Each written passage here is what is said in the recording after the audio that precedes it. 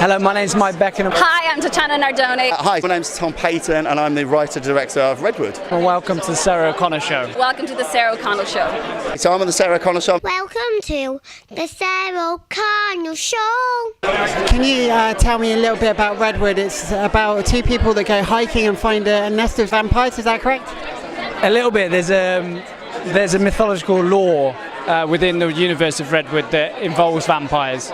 However, what we've tried to do is something a little bit different in so much as that isn't the main plot point of the story. You're absolutely right in what you said in so much as it is a story of a couple who are going through some difficult times. However, there's another hidden element to the story that will hopefully keep horror fans on their toes, you know. And what kind of horror film is it? Is there comedy in there? Is it straight up horror? Is it gore? There's more of a thriller element to it. You know, it's not an out-and-out gore fest. You know, which so many films are doing at the Fright Fest fantastically well.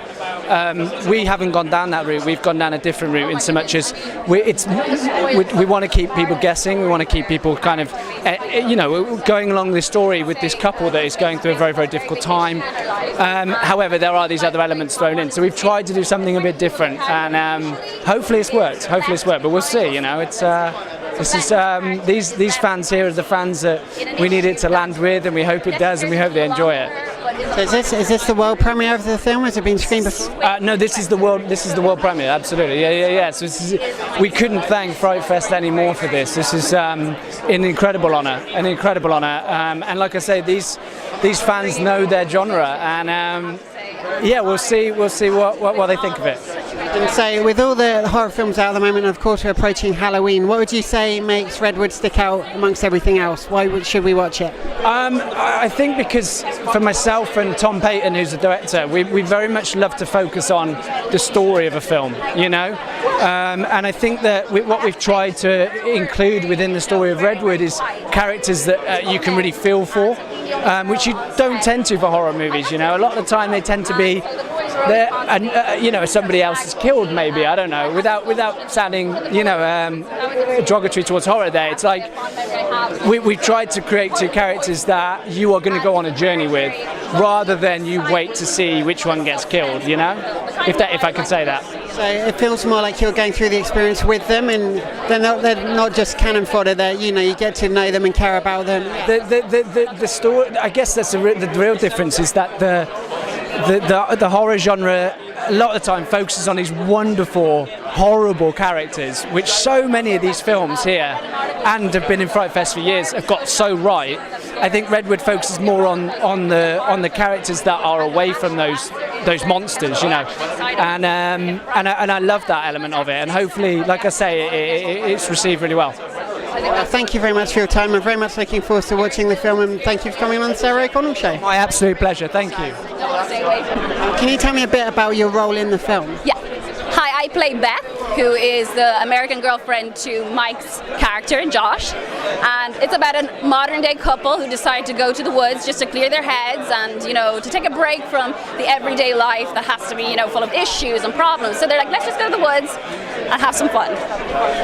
But it goes quite wrong, doesn't it, from what I can understand? Yeah, let's say they get into a bit too much fun, more than what they expected, more than they can handle sometimes.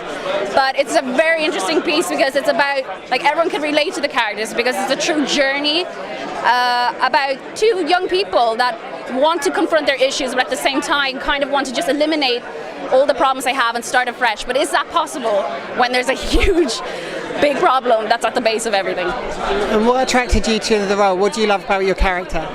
Well, she's very strong, she's a badass, and she is the one, I have to say, that keeps the relationship alive, as in she's the one that wears the trousers, that keeps him motivated, that makes sure that Josh doesn't get upset, and she's courageous and strong, but inside, because she plays this strong character, she is also very fragile.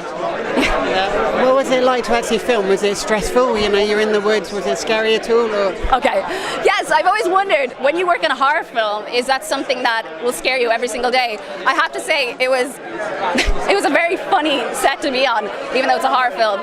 There was probably just one time where I was scared because we were filming in the dark in the woods at 4 a.m. and there was like a historical event that had happened in that woods in Poland with the Nazi Germans. So it was, I don't know, I felt like the presence, and so I got a bit scared on that case. But otherwise than that, hell no, you can't be scared because you got Mike, you got Tom, who will not leave you alone, and they just keep slagging you, so all you can do is laugh. And finally, so why should people see Redwood? What makes it stand out from all other films out at the moment? Yes. What makes it stand out is that it is not your typical horror film. Actually, when I read the script and I spoke on the phone to the director, Tom, I said, to be honest, I think it's great because when I first read it, it didn't seem like a horror film. It's a great build-up to suspense to then reveal, yes, a horror element to it, but initially you would not expect it to be a horror film. Yeah. Thank you very much for your time. Thank you very much. Redwood, I'm told, has vampires in it. Of course, there's a lot of vampire films out there, but what sets this film apart? I think I approached the vampires in the film almost as if, okay, the way to play this is let the characters know the rules of vampires and then change them. So, you know, the vampires in the movie, they don't behave really like vampires, and there's a much more Lovecraftian tone to them and their origin and how they come about. And it wrong-foots the characters because they're always playing by the rules of what they think a vampire is. So change it. And like, you know, for me, I think either the horror community will embrace what I've done or they'll come after me with pitchforks. I guess we'll find out, won't we? So the film is about a couple that go into the woods just camping, and they've got relationship issues and all that kind of stuff. So does it sort of build upon their characters too, and you know, you get to know them, you sort of care about them, and then the horror starts, or is it kind of, you know, is there a horror tone from the beginning? I think the tone is there. I think it's important from when you're making a horror film to establish the tone and try and be consistent with it, but it's very much a character-driven piece. I feel that, you know, they're very relatable as people, you know.